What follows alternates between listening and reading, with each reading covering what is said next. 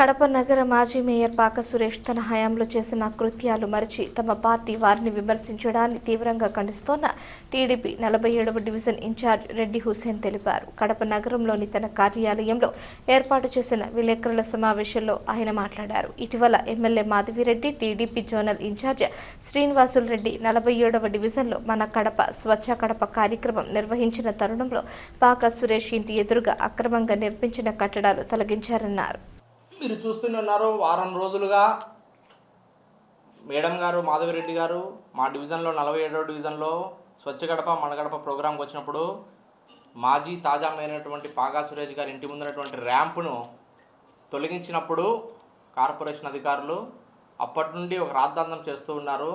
దానికి మేము ధీటుగా మొన్న ప్రెస్ కాన్ఫరెన్స్ పెట్టేసి ఆయన సవాలు విసరడం జరిగింది. పెద్ద మనిషి గురించి నువ్వేమేం చేసావు, నీ ఆకృత్యాలు ఏంటంటే ఒక్కొక్కటిగా బయట పెడతాము అని చెప్పేసి మేము అన్నప్పుడు ఆయన బయట పెట్టండి అని చెప్పేసి ఒక సవాల్ వదిలితే దాని ప్రతి సవాల్గా మేము మా దగ్గర ఉన్నటువంటి సీసీటీవీ ఫుటేజ్ను మా కెమెరాలలో ఉన్నటువంటి దానిలను అన్నింటినీ బయట పెట్టడం జరిగింది మీడియా ముఖంగా. వారు ఇంతవరకు ఆ సవాల్ను స్వీకరించి ఇంతవరకు మాకు ఎటువంటి సమాధానం చెప్పలేదు.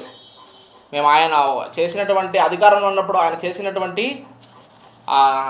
నీతిమాలిన పనులన్నింటినీ ఒక్కొక్కటిగా బయట పెట్టదలుచుకున్నాము.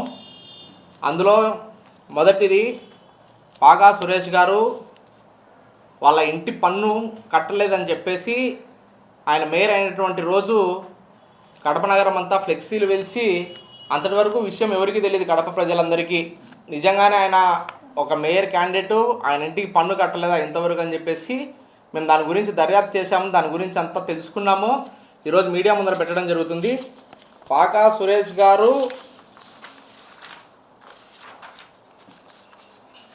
ఆయన డోర్ నెంబరు 59/144-4. ఇది ఆయన డోర్ నెంబరు. ఆయన మీటర్ బిగించింది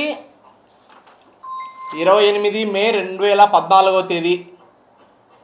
28 మే 2014వ తేదీన 14వ సంవత్సరంలో ఆయన మీటర్ కనెక్షన్ తీసుకోవడం జరిగింది. ఆయన కట్టే ఇంటికి 10 సంవత్సరాలు అయిపోయింది దాదాపు ఆ ఇంట్లో నివాసం ఉన్నారు. ఆయనే ఉన్నాడు నివాసం, వేరే వాళ్ళు ఎవరు లేరు. పైన ఆయనకు మా గవర్నమెంట్ వచ్చిన తర్వాత మేము గుర్తించి పన్ను వేపడం జరిగింది. ఆయనకు పన్ను లేదు, పన్ను కట్టలేదని చెప్పేసి 2025వ సంవత్సరం 4వ నెలలో ఆయనకు పన్ను వేయడం జరిగింది. అంటే దాదాపుగా 10 సంవత్సరాలు 2014వ సంవత్సరం నుండి 2025వ సంవత్సరం వరకు ఆయన ఇంటికి పన్ను లేదు. అసలు ఆ మ్యాపింగ్లోనే ఆయన ఇల్లు లేదు. ఇంతటి దౌర్భాగ్యమైన పరిస్థితులలో ఆయన ఉన్నాడు. ఓపెన్గా చెప్తున్నాము, వైసీపీ వాళ్ళు ఎవరైనా వాళ్ళకే, మా పార్టీ వాళ్ళ గురించి వదిలేద్దాం, మీ పార్టీ వాళ్ళే ఒక సొంత బీదవాడికి ఏదన్నా కానీ ఆటో రిక్షా తోలుకునే అతనికి కూడా ఇల్లు ఉంటే కన్నా కార్పొరేషన్ వారు ముక్కుపిండి వసూలు చేస్తారు. కార్పొరేషన్ పన్ను అని చెప్పేసి కట్టండి అని చెప్పేసి. ఈయన మేయర్ స్థానంలో ఉన్నాడు. సరే, మేయర్ కాకముందు కార్పొరేటర్ స్థానంలో ఉన్నాడు. కార్పొరేటర్ స్థానంలో ఉన్నప్పుడు కూడా ఈయన పన్ను కట్టలా. అసలు ఇంటికి పన్నే లేదు. సచివాలయంకి ఎదురుగానే కొంప. ఆ కొంపకు అసలు ఎందుకు పన్ను వేయలేదు అని చెప్పేసి మేము ఈరోజు అడుగుతున్నాం కార్పొరేషన్ అధికారులందరినీ. ఆయన అంతగా మిమ్మల్ని భయపెట్టాడా? అంతగా ప్రలోభ పెట్టాడా మిమ్మల్ని అందరినీ? ఆటో రోజుకు కూలి పని చేసుకొని రోజుకు 100 రూపాయలు వస్తే చాలు అనుకుంటే అతనికి కూడా ఇల్లు ఉంటే కన్నా ఆ ఇంటికి కూడా పన్ను కడతాడబ్బా. నీకు సిగ్గు లేదు.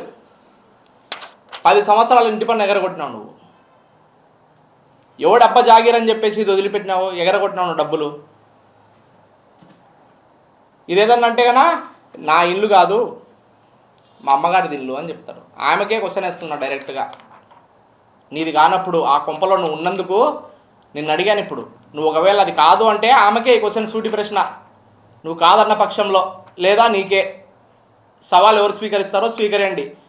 మా దగ్గర ఏమైనా రుజువులు ఉంటే తప్ప మేము మాట్లాడడం, రుజువులతోనే మాట్లాడతాం ఏదున్నా. ఇది అబద్ధం అని చెప్పేసి నువ్వు చెప్పగలిగే దమ్ము ధైర్యం ఉందా? ప్రెస్ మీట్ పెట్టగలుగుతావా దీని గురించి? 2024లో మేము పన్ను 25లో నువ్వు పన్ను వేపిస్తే ఈ సంవత్సరం 2026 వడ్డీకి రాయితీ ఇచ్చేప్పుడు నువ్వు 81,000 వడ్డీ పన్ను తగ్గించేసి 81,000 అమౌంట్ కడతావు. మళ్ళీ నా స్థాయి 50,000కు నా స్థాయి కాదు, అంతకు మించి నా స్థాయి అని చెప్పేసి నీతి మాటలన్నీ వల్లిస్తావు ఎట్టంటే అట్ట. మా పార్టీ వాళ్ళ గురించి చెప్తావు, అవినీతి పరులు అంటావు, అదంటావు ఇదంటావు, ఏదేదో సొల్లంతా మాట్లాడతావు. ఈరోజు నీ అవినీతి ఒక్కొక్కటిగా బయట పెడతాం, చూసుకో జాగ్రత్త. ఇంకొకటి ఉంది, సరే పన్ను కట్టలేదు, ఇంకొక అవినీతి చేశారు. ఇంకొకటి,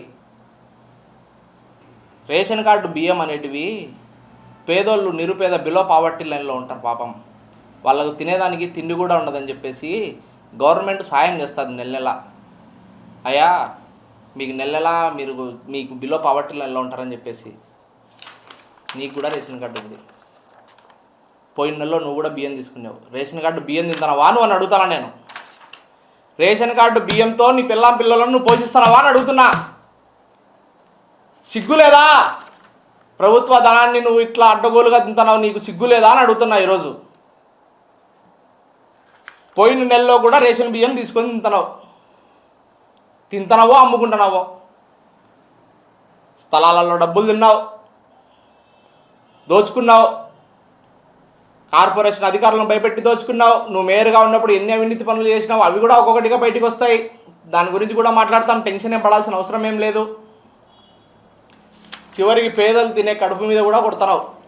ఎవరికో అర్హులకు రావాల్సినటువంటి బియ్యాన్ని నువ్వు ఒక ఫేక్ సర్టిఫికేట్ ఫేక్గా తీసుకున్నావో, ఎట్లా తీసుకున్నావో, బాధ్యత గల పౌరుడుగా నా పెద్దది నా స్థాయి అని చెప్పేసి అది కూడా మర్చిపోయి నువ్వు ఈరోజు రేషన్ కార్డుతో కూడా దాన్ని కూడా వదిలిపెట్టాల, ఆ రేషన్ బియ్యాన్ని కూడా తింటున్నావు.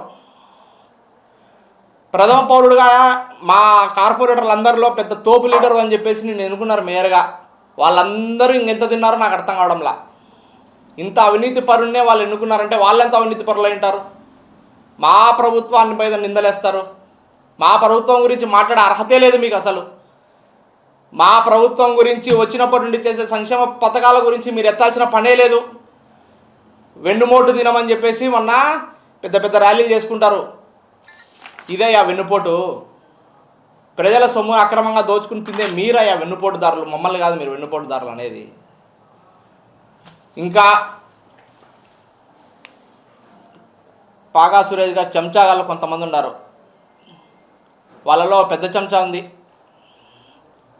మా వాళ్ళందరికీ ఫోన్లు చేస్తాడంట. వాళ్ళు ఇప్పుడు ఉండరు, వాళ్ళు వేరే వేరే ఊర్లోకి పోయినప్పుడు నువ్వు ఉంటావు, నీకు అందుబాటులో మేమే ఉంటాము, నీకు అతేందో చూస్తామని చెప్పేసి మా వాళ్ళని భయప్రాంతులకు గురి చేస్తారంట.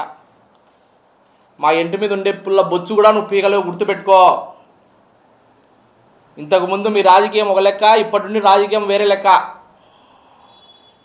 మీరు చాలామందిని చూసింటారు, మాలాంటి వాళ్ళని మాత్రం చూసింటారు. ముందుగా తెలుగుదేశం పార్టీలో అమీర్ బాబు గారి సారథ్యంలో ఉన్నటువంటి కార్యకర్తలు అనుకుంటున్నారేమో మీరు, కాదు. కడపలో మా అడ్డా గడ్డ అని చెప్పేసి ఎగిరేసిన వాళ్ళందరినీ ఎగిరేసి పారేసిన మాధవక్క గారి సైన్యాన్ని మేమంతా. మాధవక్క గారు మమ్మల్ని, వాసన్న గారు మమ్మల్ని కట్టడి చేస్తూ ఉండడం వల్ల మీరు ఈరోజు వారి డివిజన్లలో నోటికి వచ్చినట్లు మాట్లాడుతున్నారు. ఒక్కసారిగా మా అందరికీ స్వేచ్ఛ ఇస్తే, ఒక్కసారిగా మా అందరినీ వదిలితే ఆ రోజు ఇట్లాంటి భయాందోళన గల వాతావరణాలు ఎవరు సృష్టిస్తారో చూస్తారు. బెదిరింపులు ఎవరు బెదిరిస్తారో ఆ రోజు వాళ్ళకి సమాధానం చెప్పగలుగుతాం గట్టిగా మేము.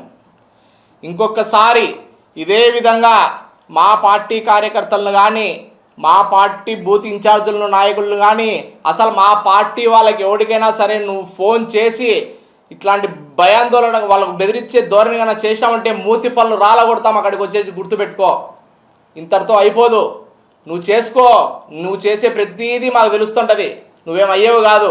నువ్వు ఎవడికోడికి ఫోన్లు చేస్తున్నావు కూడా మాకు తెలుస్తుంది.